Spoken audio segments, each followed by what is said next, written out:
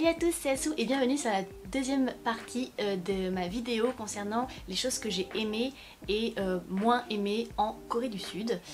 Donc si vous ne l'avez pas regardé, j'ai déjà sorti une première vidéo sur les choses que j'ai aimées. Du coup là, on va parler des choses que j'ai un peu détestées ou juste pas forcément apprécié en Corée du Sud. Et on va tout de suite rentrer dans le vif du sujet avec la météo. Alors je vous disais dans la première partie que j'aimais beaucoup la météo, mais je l'ai aussi énormément détestée. Pourquoi parce que la Corée c'est un pays un peu qui va dans les extrêmes, c'est-à-dire que durant l'automne et le printemps il va faire super bon. Et l'hiver et l'été ça va être un peu affreux, notamment l'été. Moi c'est vrai que le mois de juillet je l'ai très mal vécu parce qu'il fait très chaud et très humide et lourd et c'est... moi je vis très mal les températures un peu extrêmes. Quand il fait trop chaud ou trop froid je le vis pas bien et du coup c'est vrai que quand il faisait super chaud, sachant que j'ai des problèmes un peu de respiration, quand il fait très chaud et lourd, moi je respire pas. Et comme je vagabondais des fois pendant une journée entière avec la lourdeur, l'humidité de l'air, plus la chaleur, mais je suais, j'en pouvais plus, je ressemblais à rien. Et vous avez en plus les Coréens qui sont tout beaux, là ils transpirent pas, vous êtes dégoulinants alors vous avez l'impression d'être dégueu. Enfin bref, c'était affreux, moi j'en avais marre, j'en pouvais plus. Donc voilà, j'ai énormément détesté cette météo, en été en tout cas, particulièrement en été. Donc voilà, ça c'était la première chose que je n'ai pas aimée. Et la deuxième chose, qui est un peu liée aussi avec la première, c'est la pollution. Puisque du coup, la météo extrême, quand il fait chaud, qu'en plus vous avez de la pollution, c'est encore pire pour respirer. Mais c'est vrai que la Corée et Séoul, c'est très pollué. Et c'est pas agréable quoi. Juste quand, une fois quand je suis allée voir la tour Namsan, c'était bien sûr le jour où c'était le plus pollué, du coup je n'ai pas vu grand chose et c'est vrai que visuellement vous n'avez pas forcément des beaux points de vue parce que vous allez avoir ce nuage en fait de pollution qui est pas cool, enfin voilà, c'est juste pas cool, et puis c'est pas bon pour la respiration. Et puis en plus vous avez aussi ce fameux petit nuage qui vient de Chine de particules jaunes, donc dès que vous mettez des choses dehors en fait, elles vont être très vite recouvertes de cette petite particule jaune. C'est pour ça que souvent quand vous allez vous promener à Séoul, vous allez voir les voitures qui sont enveloppées. Quand les voitures sont dehors, elles ont souvent une housse, ce qu'on verrait pas en France, mais elles ont des housses pour pas avoir en fait cette particule jaune qui recouvre littéralement tout. Donc ouais, c'est un peu saoulant, on peut le dire, et c'est vrai que c'est un des aspects que je n'aimais pas sur le long terme à Séoul. Troisième aspect, qui est un peu lié à la pollution aussi du coup, c'est le trafic. Il y a, mais genre, tellement de voitures en Corée et à Séoul, c'est incroyable. Et surtout du coup vous avez des routes, mais que j'ai jamais vu ça. Vous pouvez avoir, on a l'impression à Séoul d'avoir des autoroutes parce que vous allez avoir 4, du coup x 2, 8 rangées de voitures en fait, enfin comment dire, ouais 8 rangées de 8 lignes de voitures, je sais pas comment ça se dit, mais vous voyez ce que je veux dire en gros. Et ça, des fois quand vous avez donc 8 lignes qui arrivent dans un carrefour, ça vous fait un carrefour mais énorme. Et alors je vous dis même pas pour quand on est piéton, quand il faut attendre au passage piéton, vous pouvez attendre je crois mais au moins 5 minutes avant d'avoir le petit bonhomme qui passe au vert quoi. Et je détestais attendre, surtout quand il fait chaud l'été, là vous êtes sous le soleil, vous en pouvez plus, vous avez juste envie d'être à l'ombre, d'avancer, c'est affreux. C'est affreux, en plus c'est trop grand, non, j'aimais pas. Et puis du coup bien sûr les bus, ils sont pris à chaque fois dans le trafic, ça avance pas, enfin non, il y a trop de voitures, trop de pollution, trop de bruit, trop de tout, et de manière générale des fois les rues sont tellement grandes en fait, c'est pas beau visuellement. Enfin moi j'aimais pas, il y avait un côté trop grosse route remplie de voitures partout, tu vois même plus les magasins de l'autre côté tellement c'est grand. Moi j'ai pas aimé. Enfin c'est vraiment, ça c'est des choses que j'aimais pas. Je râle un peu, désolée. Autre aspect, c'est la superficialité. Donc ça c'est un peu lié à l'esthétique dont je parlais dans la première. C'est vrai que les Coréens adorent être beau et tout, mais du coup c'est c'est trop, c'est too much, et du coup ils en deviennent un peu superficiels, à être trop un peu dans le jugement en fait, et too much tout simplement. Moi j'ai jamais eu de problème, on m'a jamais fait de remarques personnellement, donc je le dis plus comme un avertissement et comme des choses que j'ai pu voir, mais moi je l'ai jamais ressenti. Il faut vraiment prendre ça avec des pincettes, l'esthétique et cet aspect-là de la Corée, de leurs normes à eux, parce que c'est pas les vôtres, et que vous allez peut-être pouvoir vous sentir un peu en dehors et juger. Et il faut pas, il faut juste prendre ça vraiment avec du recul. Mais c'est un aspect très très important en Corée aujourd'hui encore, même si ça tend à changer, et tant mieux, mais c'est à prendre en compte en tout cas quand vous irez là-bas. Autre aspect très négatif, et qui n'est pas énormément abordé je trouve, mais pour moi qui m'a choquée énormément, c'est la pauvreté. Elle est un peu cachée. Les SDF par exemple, vous allez rarement les voir, en tout cas pas le jour, mais la nuit, dans des quartiers bien particuliers, vous les retrouverez dans les stations de métro.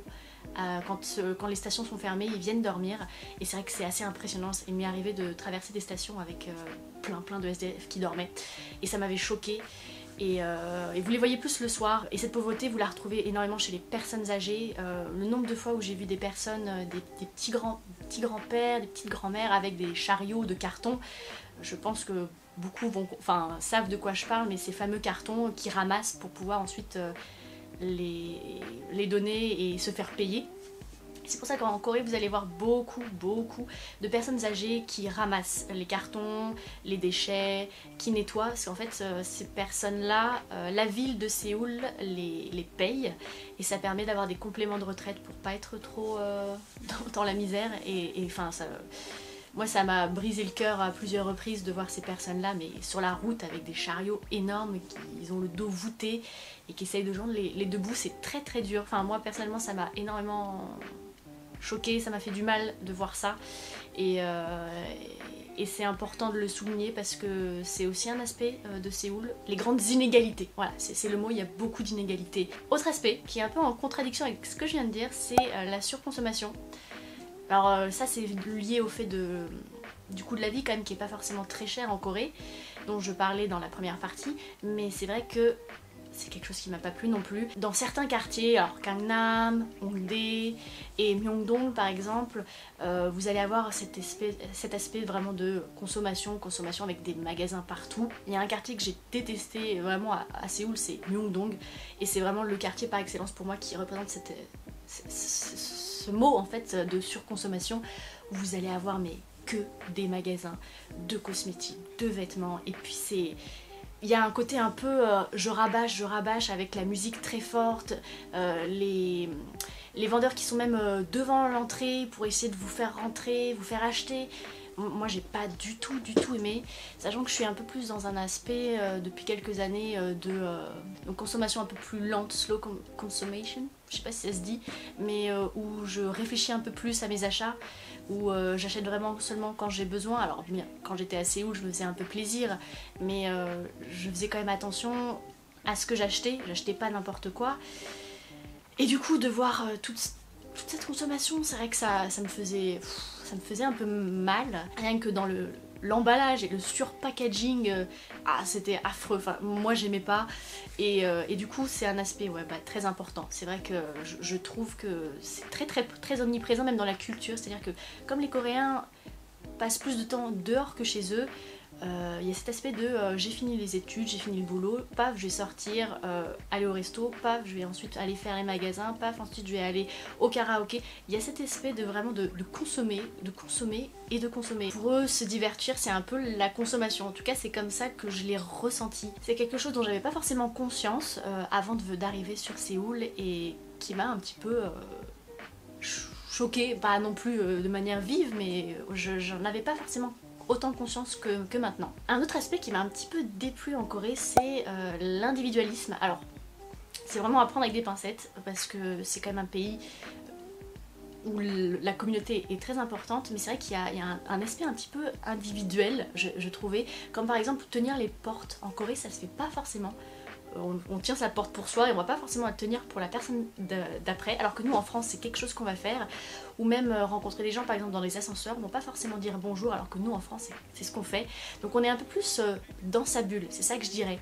On est dans sa bulle, on va œuvrer pour la communauté dans d'autres aspects, mais sinon quotidiennement on est plus dans son truc et on s'en fiche un peu des autres. Genre par exemple des gens bourrés dans la rue, qui dorment dans la rue ou qui sont même peut-être trop bourrés pour se réveiller, on va les laisser tranquilles, alors qu'en France on aura tendance à essayer de réveiller la personne, à lui demander si elle va bien.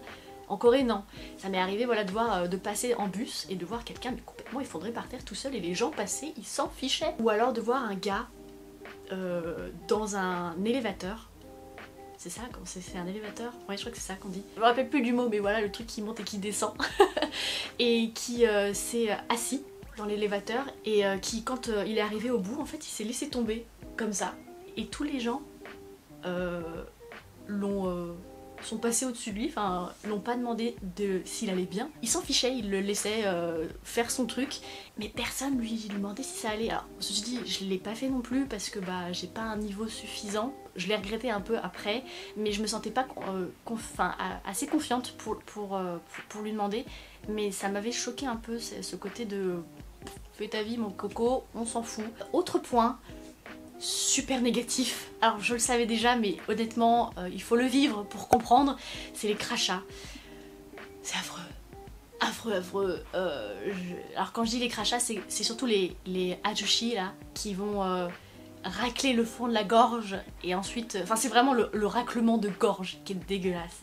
Parce qu'après ils crachent bien sûr, mais c'est surtout le raclement de gorge et c'est immonde à entendre et c'est tout le temps, tout le temps, tout le temps quoi. Et c'est dégueulasse. Les jeunes le font pas. Enfin, j'ai pas l'impression que les jeunes le fassent, mais alors les vieux, mon dieu, et c'est dégueulasse. Et je ne m'y suis jamais faite, mais vraiment pas. C'était dégueulasse. Donc voilà, ça c'était un des points que j'ai vraiment pas du tout aimé. Et le dernier, bon ça c'est un petit point, mais c'est vrai que quand j'ai été confrontée à ça, ça m'a saoulée, c'est les sectes. Il y a des sectes en Corée. Sachez-le, si vous voulez vraiment avoir l'histoire tout entière, je vous conseille de regarder mon premier vlog, tout premier vlog de ma chaîne parce que j'en parle en détail, mais je me suis fait avoir par une secte, voilà, comme beaucoup d'étrangers j'ai l'impression. C'était genre les premiers jours où je suis arrivée à Séoul, c'était à Hongdae, et c'est vrai qu'il y a des quartiers bien précis, les quartiers les plus touristiques, donc Hongdae, Insadong, moi c'était Hongdae. C'est clairement mon quartier maudit, Hongdae, puisqu'il y a un jour où je me suis faite aborder 3 fois. 3 fois en une demi-heure par des sectes, par des gens différents.